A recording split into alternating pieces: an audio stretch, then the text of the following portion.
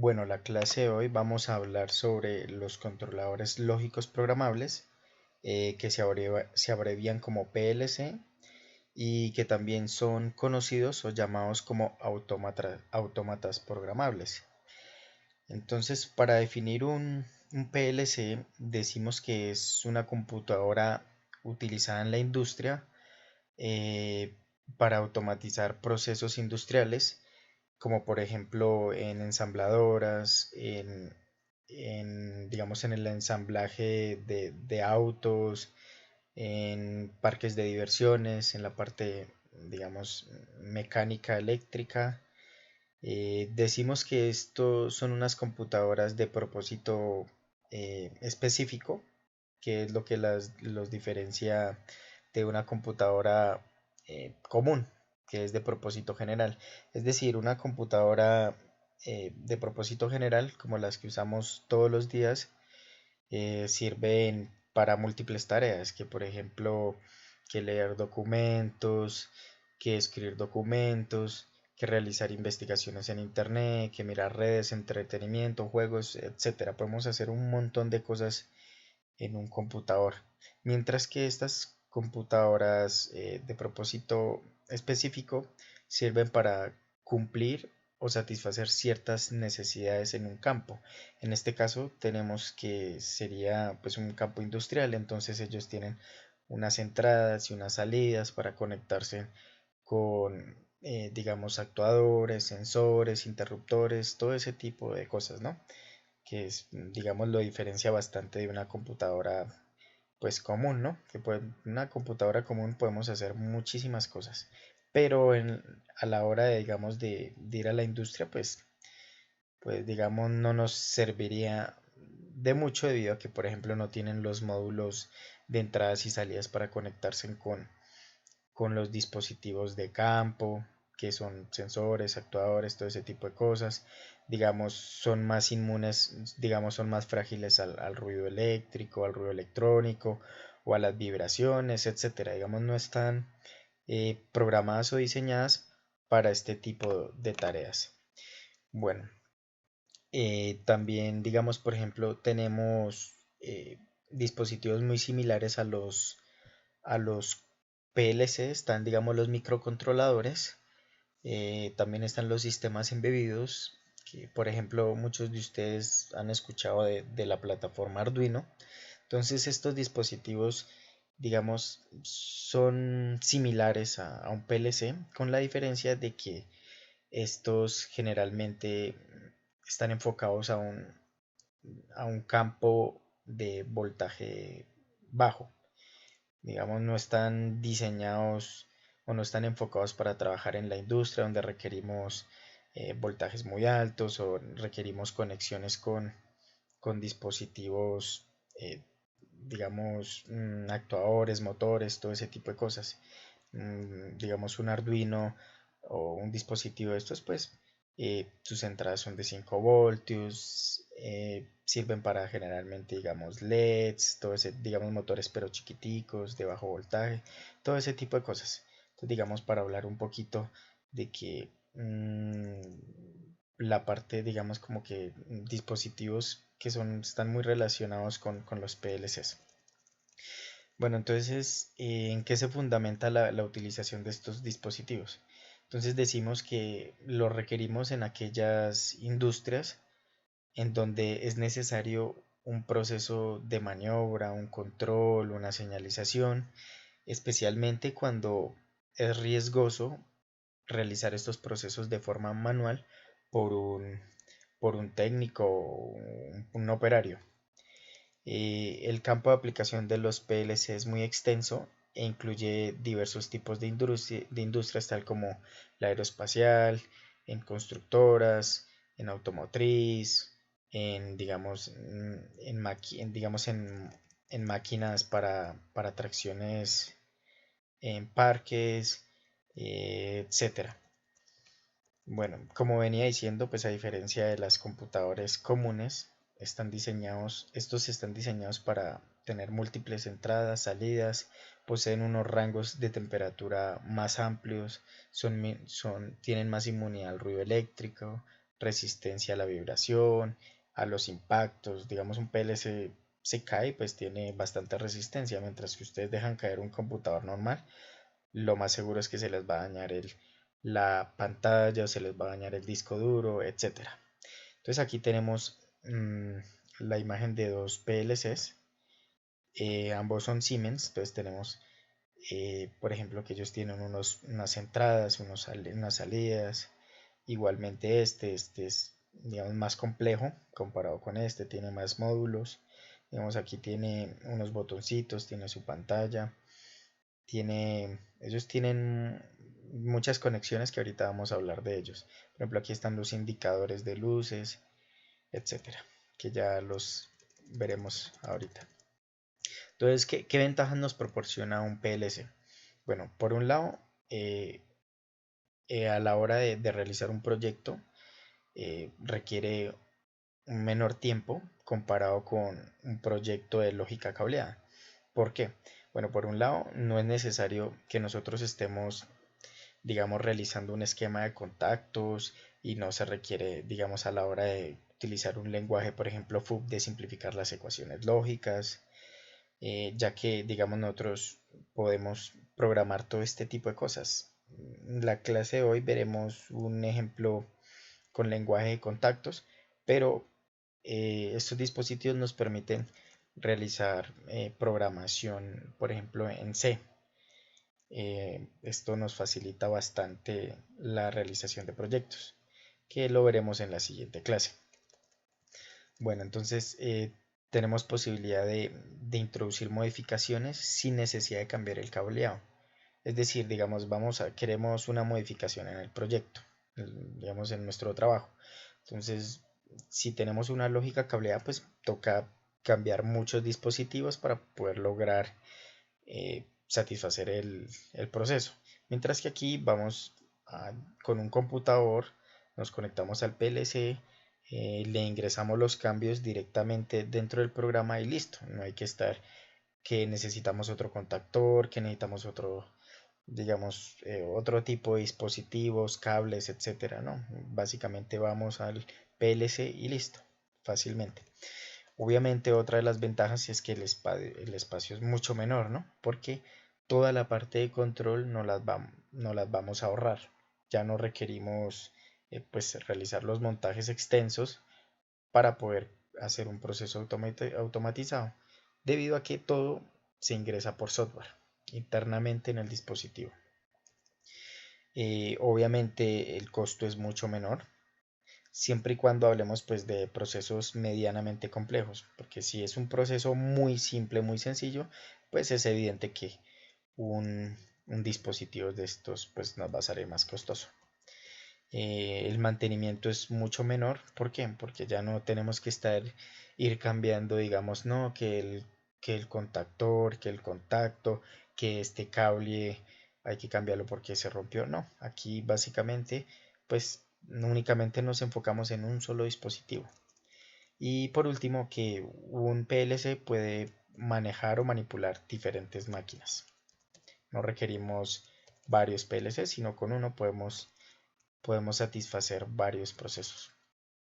Bueno, entre las aplicaciones en la industria tenemos, por ejemplo, en máquinas de proceso de cementos, para hacer madera, en máquinas industriales de plástico, en ensamblajes, digamos, en la elaboración de carros, a la hora de calefacción, aire acondicionado, en plantas para el embotellado, en transporte, en almacenaje, en fresadoras, en tornos, en fabricación de neumáticos, etcétera. Básicamente en la industria encontramos PLC por todo lado. Digamos, eso es lo más moderno hoy en día en la parte de industria. Entonces aquí ahora vamos a hablar de la estructura.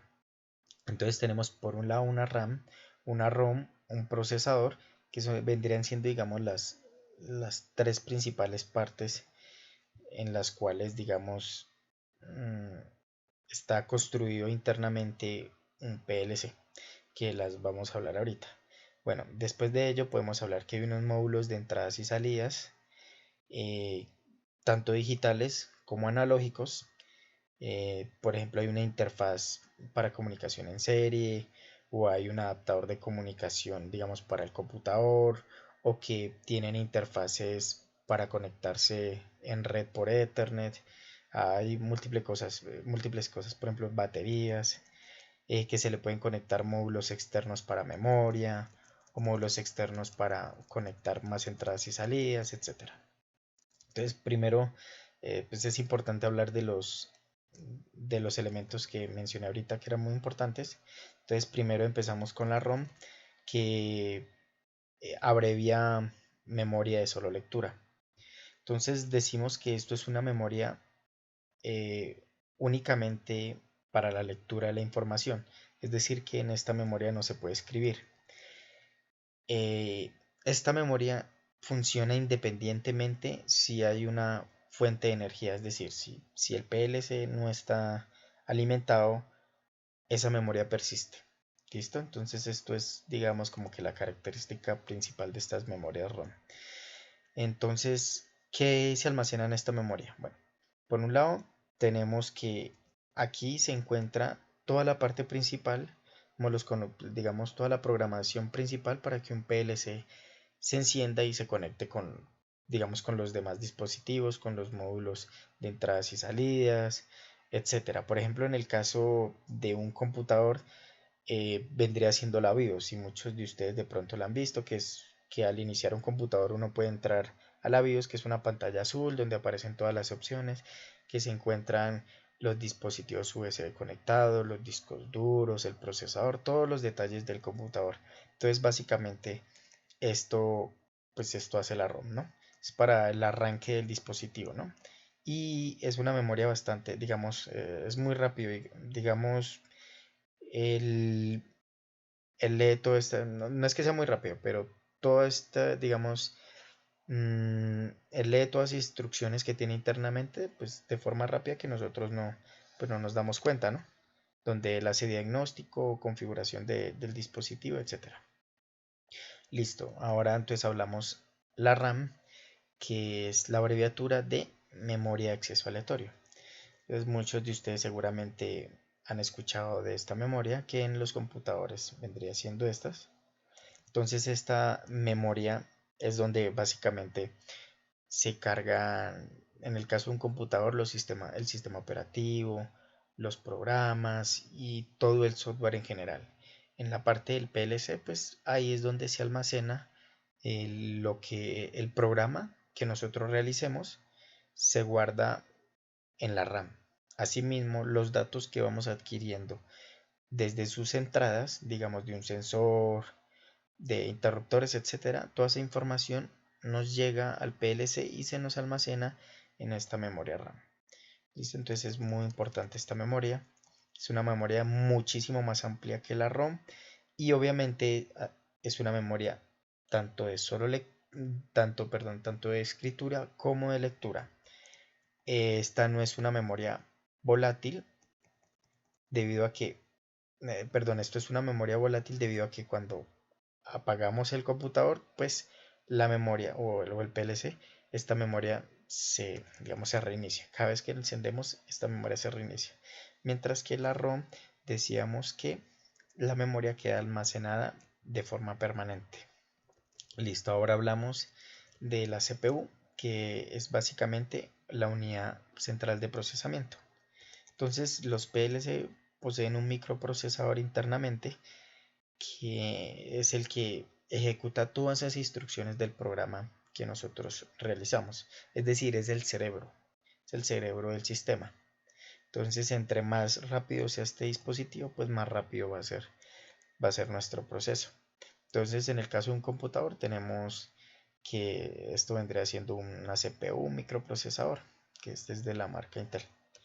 ¿Listo? Entonces, básicamente, estos dispositivos hacen múltiples operaciones aritméticas, generalmente operaciones binarias internamente para hacer el proceso digamos, los cálculos y todo lo que le hayamos ingresado al PLC. Bueno, por último, pues hablamos de los módulos de entradas y salidas, que estos se encargan de coordinar las señales de entrada y salida al controlador. Estas señales pueden ser analógicas o digitales y pueden provenir, pueden provenir o ir a otros dispositivos, ¿no? Vienen, digamos, cuando pues vienen de un sensor, pues básicamente vienen por una entrada. Si vamos, digamos, a un actuador o algo así, pues lo mandamos pues por una salida, obviamente.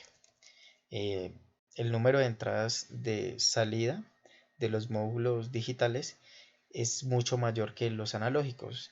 Digamos, lo más común es encontrar PLCs de 8, 16 y 32 entradas. En el caso de analógicos, muchas veces no poseen salidas analógicas, por ejemplo.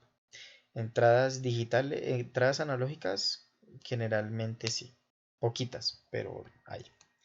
Listo, entonces aquí tendríamos pues las entradas, que venimos, que unos pulsadores, eh, aquí tendríamos unas salidas, vendrían pues los actuadores, pues contactores, etcétera. Bueno, aquí veríamos básicamente pues las partes. Entonces pues están las terminales de alimentación. Entonces aquí estarían pues las conexiones de las salidas, todas estas. Aquí tendrían unos LEDs indicadores del estado del PLC, otros indicadores para el estado de las salidas y entradas. Tendría una batería, un puerto de extensión para conectar de pronto otro PLC, etcétera. Estas vendrían siendo las conexiones para entrada, sería la memoria RAM, el puerto de comunicación que puede ser serial o puede ser por Ethernet o puede poseer los dos.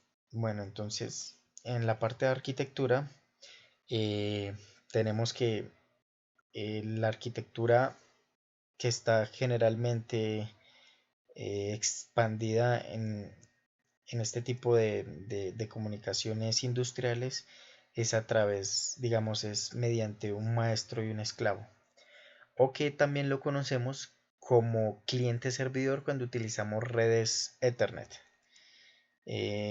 Listo, entonces mediante estas comunicaciones, mediante estas redes industriales podemos conectar diferentes PLC o podemos conectar un PLC con un computador, un PLC con otros dispositivos inteligentes, por ejemplo, un HMI que es pues, una pantalla, o lo que lo podemos conectar con sensores inteligentes, con controles de velocidad, etcétera, una infinidad de dispositivos y que permite pues digamos, la comunicación entre estos. Listo, entonces aquí pues tendríamos un esquema. Entonces tenemos que el maestro es el que gobierna a los demás dispositivos y los esclavos reciben las instrucciones de este maestro y únicamente se limitan a responder las peticiones del maestro. Es decir, que esta comunicación es conocida como pregunta-respuesta. Entonces tenemos que el maestro envía una pregunta al esclavo o los esclavos y los esclavos devuelven una respuesta al dispositivo. Más no los esclavos se comuniquen al maestro sin una pregunta previa, no. Entonces en ese caso no funciona. Listo, entonces para la parte del funcionamiento, veamos cómo se desarrolla, digamos, las instrucciones o lo que hay internamente. Entonces tenemos que lo primero que se hace es que en cada ciclo de trabajo interno, digamos, cada ciclo comienza con un trabajo interno del mantenimiento y diagnóstico del controlador, tal como el control de la memoria, el diagnóstico, etcétera. Entonces, esta parte se ejecuta muy rápidamente y no lo percibimos. El segundo paso sería que el controlador actualiza las entradas.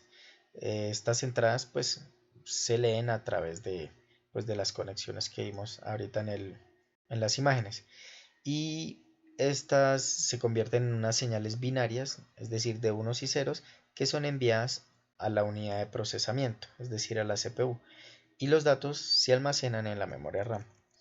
El tercer paso es ejecutar las instrucciones del usuario, es decir, el programa que nosotros hemos desarrollado, sea mediante el lenguaje COP, lenguaje FUB o mediante las instrucciones del PLC que viene internamente o mediante un lenguaje de programación de alto nivel como C, etcétera.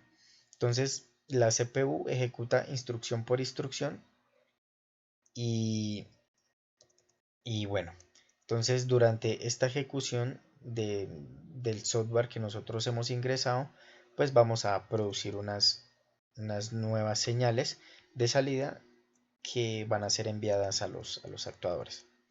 El cuarto paso, que pues vendría a ser el último, es la parte de enviar las salidas o sea, se envían las salidas producidas por la CPU, se envían por las conexiones de salidas del PLC que son traídas desde de los datos de la memoria RAM, ¿no?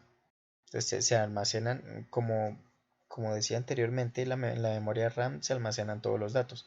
Entonces, la CPU lo que hace es esos datos que están en la memoria RAM los envía a las salidas del PLC, de acuerdo como nosotros hayamos configurado o programado el sistema.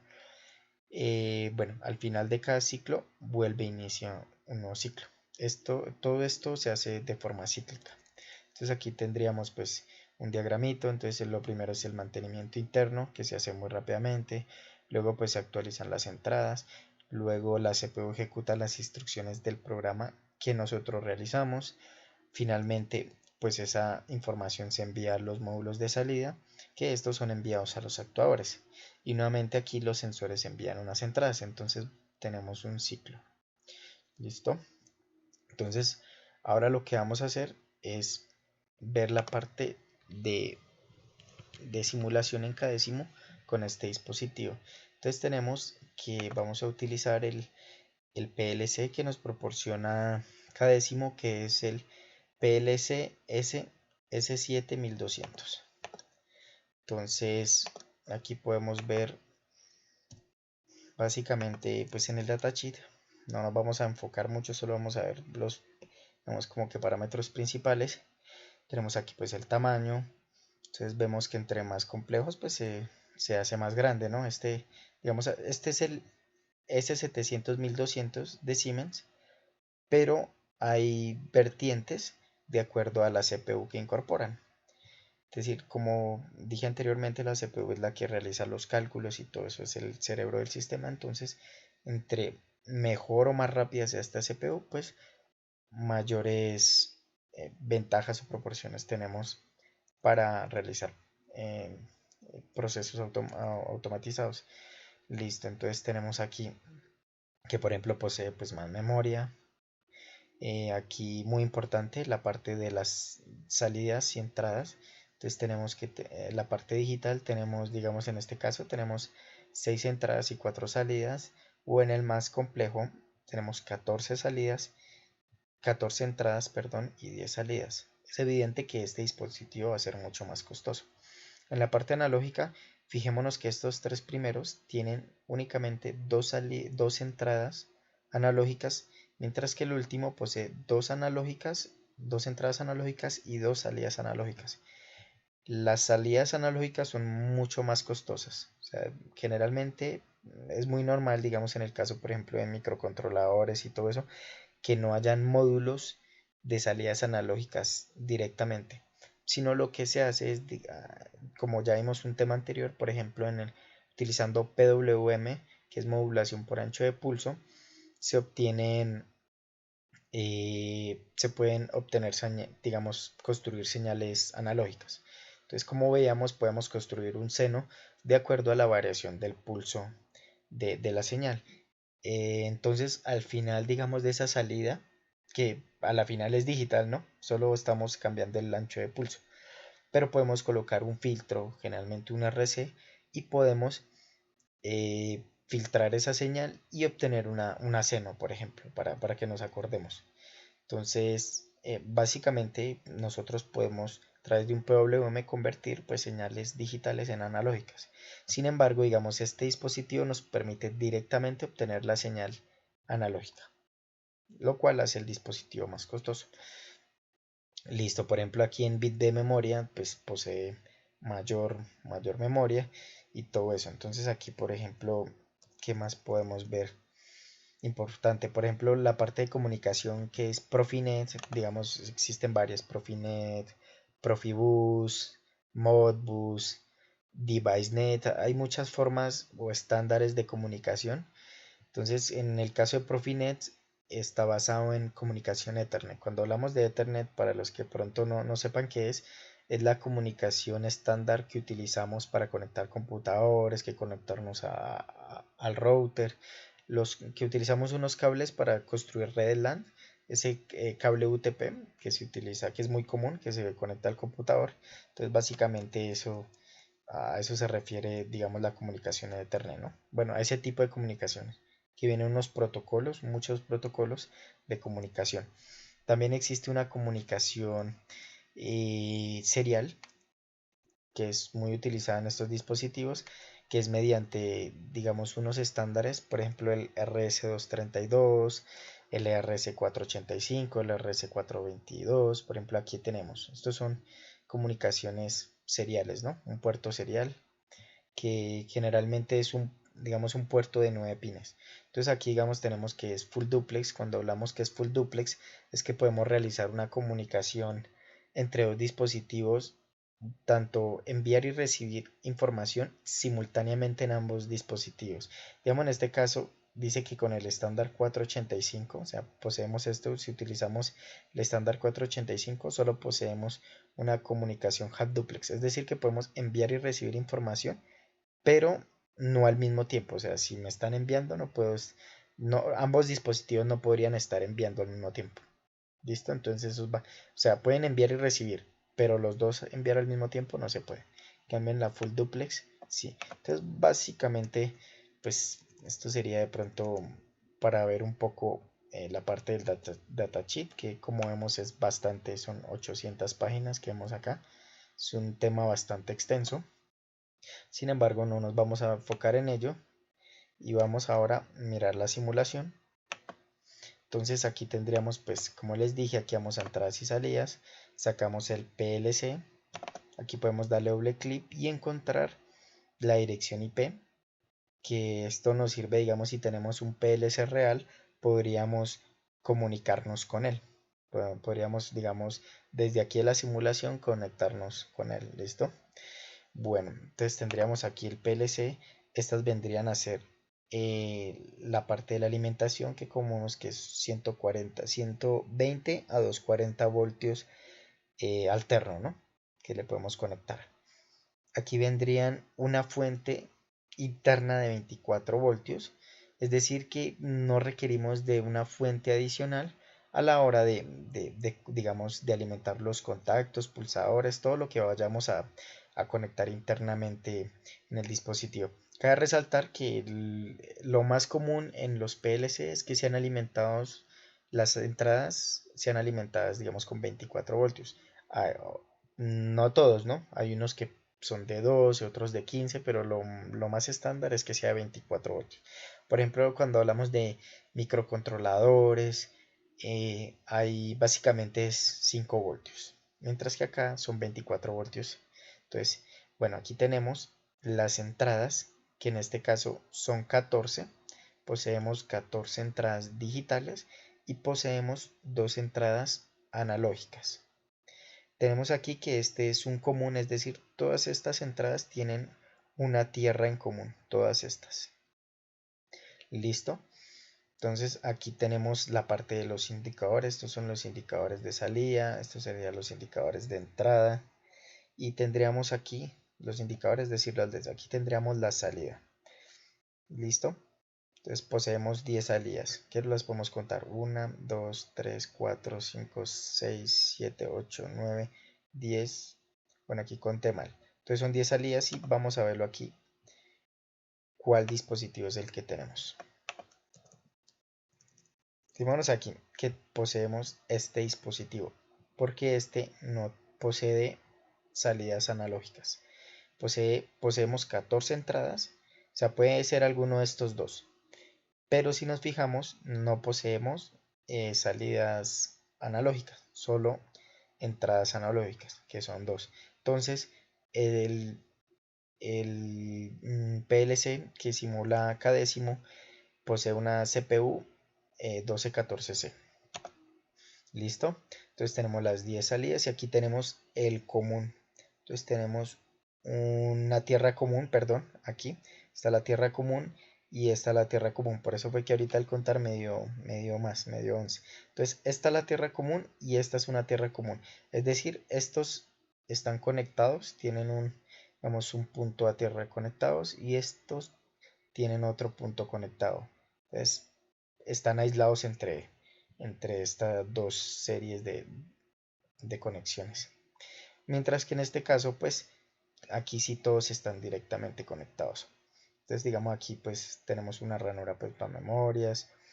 Tenemos, aquí no podemos evidenciar, pero hay un puerto de Ethernet. Hay un puerto serial para comunicarse con otros dispositivos inteligentes, digamos con otro PLC, por ejemplo, con un computador.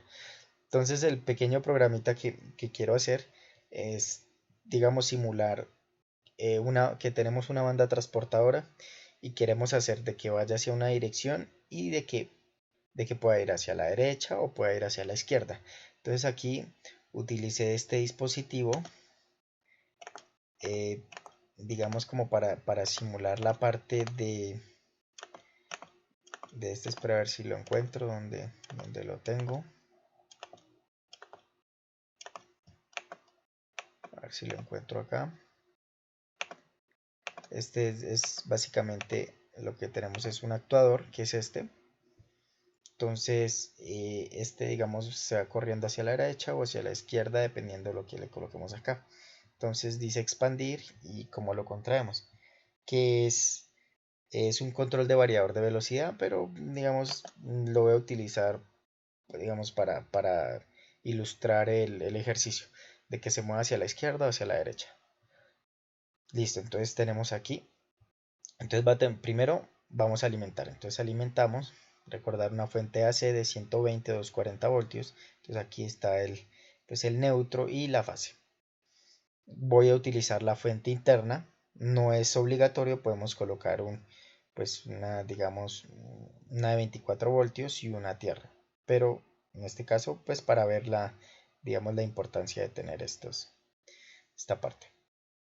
Entonces tenemos que aquí conecto, digamos, aquí sería los 24 voltios y esta sería la tierra.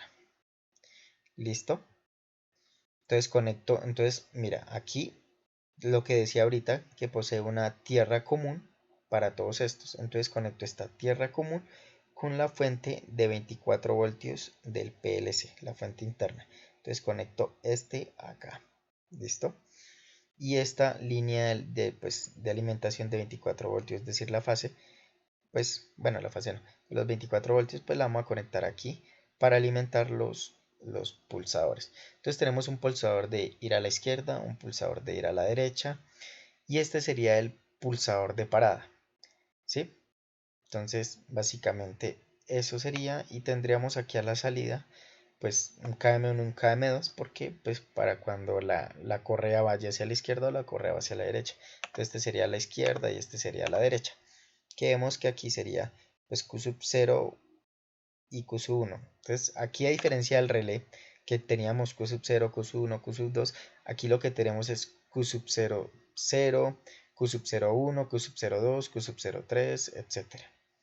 Igualmente las entradas es I sub 00, I sub 01, I sub 02, I sub 03, etc. Así las llamamos. Entonces aquí también, como pues mencioné ahorita, hay un común en estas conexiones y hay que conectar pues el común, ¿no? Ah, bueno, perdón, pues el común, digamos, ya está conectado. O sea, perdón, el común está conectado, pero hay que alimentarlo.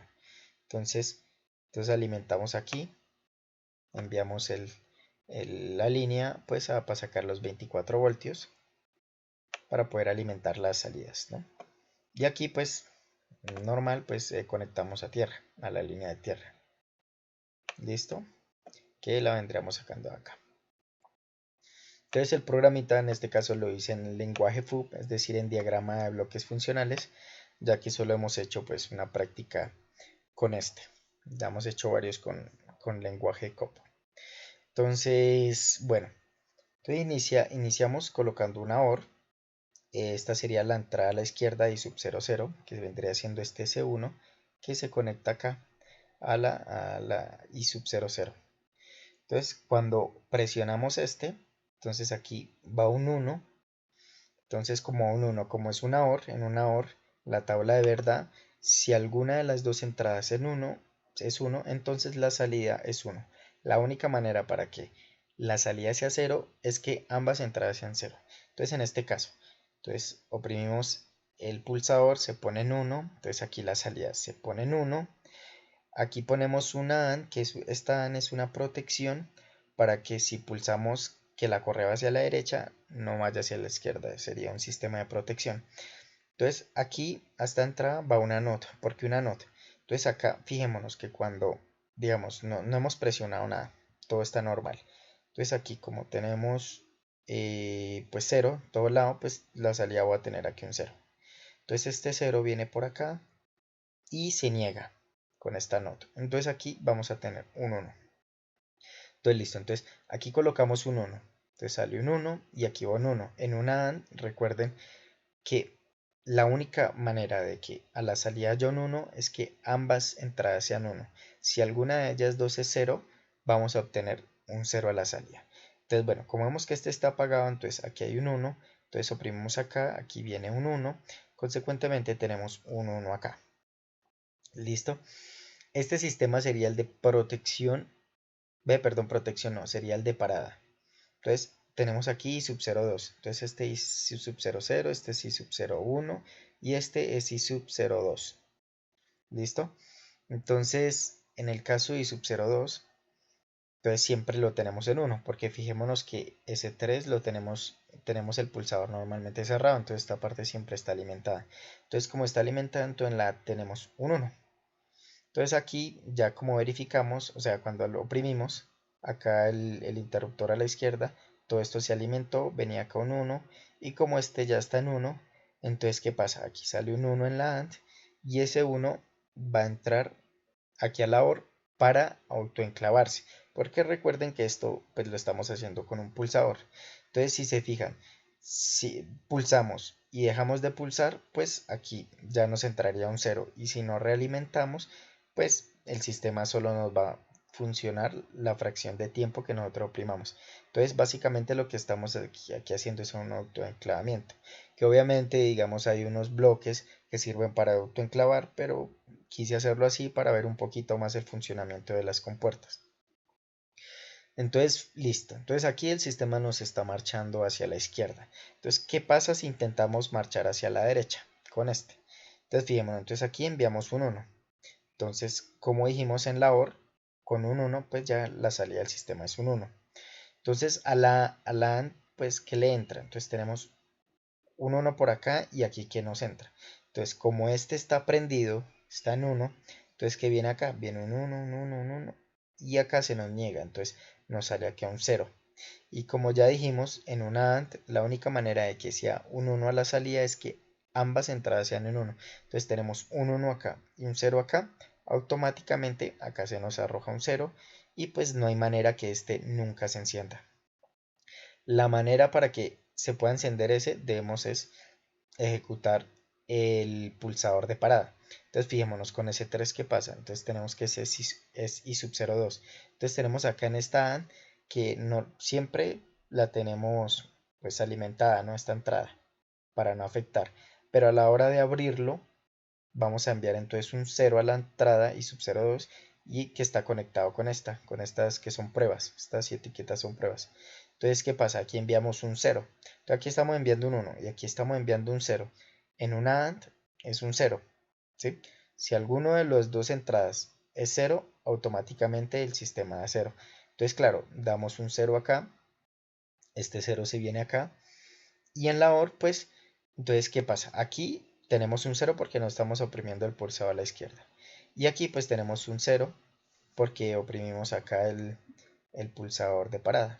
Entonces, ¿Qué pasa? Pues la OR nos bota un 0 y automáticamente pues ya nos arroja un 0. Entonces como este nos arroja un 0, entonces ¿qué pasa? Entonces venimos por todo este camino un 0, un 0, un 0.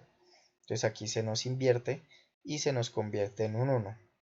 Entonces es decir que a la hora de oprimir i sub 0, 1, que es marcha hacia la derecha, entonces como una OR, entonces se alimenta y como aquí en la AND ya este está en 1 y este está en 1, entonces podemos alimentar.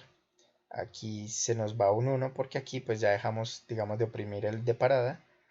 Entonces un 1 y un 1, entonces nos arroja un 1 y nos deshabilita el otro bloque, porque aquí diría un 1, un 1, aquí se me invierte y sería un 0, tal de que nunca vamos a poder prender este si tenemos, pues si tenemos este funcionando.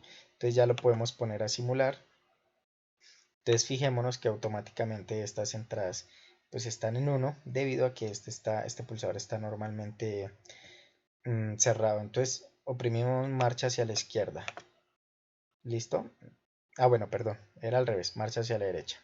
No importa, entonces oprimimos marcha hacia la derecha y pues se nos corre hacia el otro lado. Vemos que si oprimimos marcha hacia a la izquierda no funciona. Vémonos por qué, porque este siempre está en 0. Nunca nos va a dejar pasar. Entonces para poder hacer eso tendríamos que desactivarlo con parada y veamos que el sistema ya se desactivó. Ahora sí podemos oprimir marcha hacia la izquierda. Vemos aquí que empezó a funcionar y nos deshabilita marcha hacia la izquierda, marcha hacia la derecha, perdón, porque aquí hay un 0. Entonces fijémonos. Nada, no, el sistema no funciona. Listo, la única forma de que funcione es parando el sistema. Y ahora sí podemos darle marcha hacia la derecha. Y este pues no nos funciona, ya como vimos. Tocaría darle acá y marchar hacia el otro lado y así sucesivamente. Listo. Que aquí como vemos tenemos los indicadores, tenemos que Q sub 00 está funcionando, que es este. Si digamos aquí encendemos el otro, Q sub 1, entonces aparece acá, Q sub 01, está acá. Tenemos el indicador que el 2, la entrada I sub 02, le está llegando un 1, como vemos aquí siempre le llega un 1. Cuando oprimimos este, pues se nos pone aquí, también nos alumbra. Cuando al iniciar el PLC para que esté funcionando, este indicador nos debe alumbrar en verde. Y ya, tendríamos aquí pues las bobinas, que es lo mismo, ¿listo? Entonces, esto sería por la clase de hoy.